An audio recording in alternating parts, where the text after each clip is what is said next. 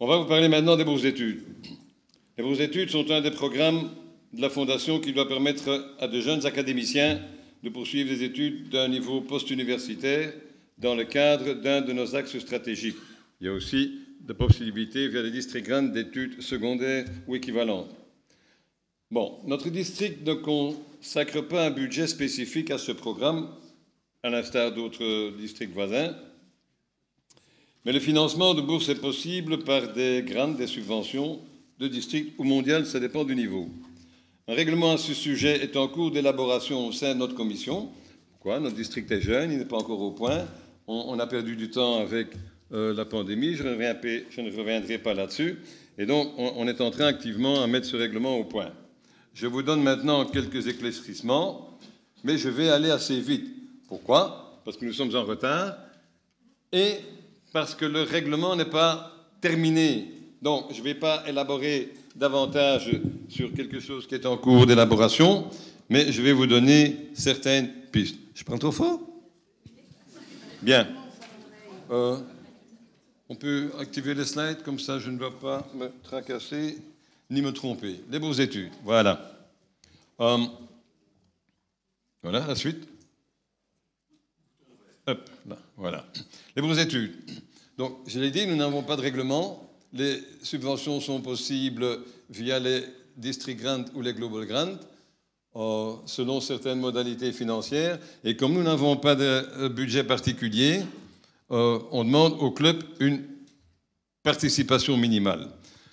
Pourquoi on demande ça ? Parce que les districts voisins ont un budget spécifique, mais qui est financé par les clubs. Donc en gros, ça revient au même.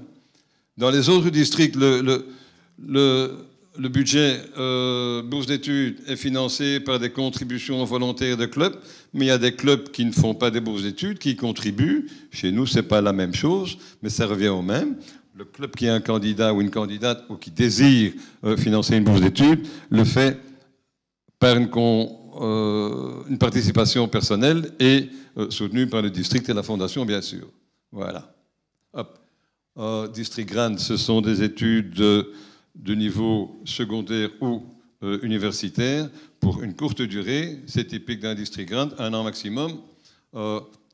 Budget limité. Quand on dit budget, c'est le budget total du programme, avec un maximum de participation de notre district au niveau de 5 000 euros plutôt.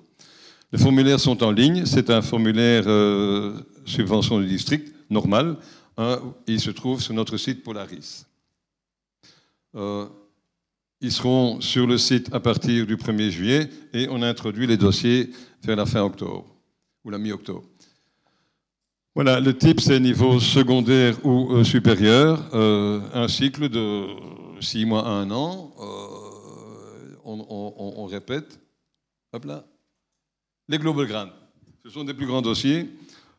Pourquoi est-ce qu'on est en train de rédiger un règlement ? Parce que l'an dernier, de façon sauvage, nous avons eu 3 demandes auxquelles nous avons fait suite au départ du fonds spécifique du district et nous y avons consacré à peu près 45 000 euros pour 3 dossiers.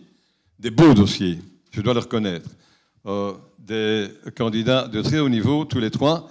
Mais bon, on a jugé qu'il était un peu excessif de consacrer 45 000 euros de notre FSD à 3 bourses d'études, alors qu'il y a moyen de faire un tas d'autres choses. Donc, on change notre fusil d'épaule et on fixe des règles qui valent ce qu'elles valent, mais on est en train de les améliorer.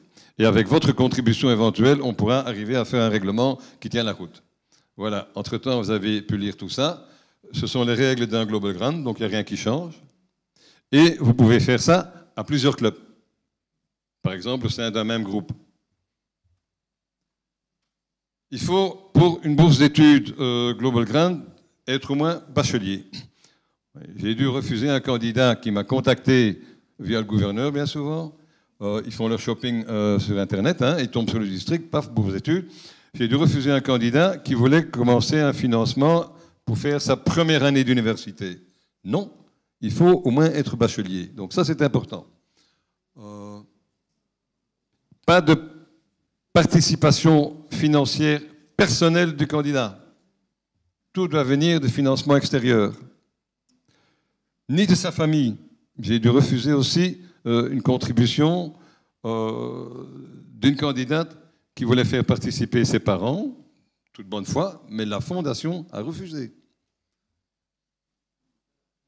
Pas de réduction du Minerval. Ici, on a eu une exception parce que la fondation s'était trompée. Donc, dans un des dossiers en cours, la fondation s'était trompée dans la partie administrative et elle a accordé une réduction. Le règlement est en cours d'élaboration. Je ne vous en dis pas plus pour l'instant.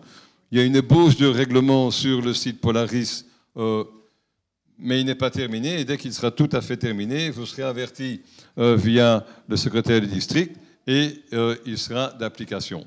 Ceci étant, il est toujours sujet à amélioration et là, on a besoin éventuellement de votre feedback en fonction de vos expériences.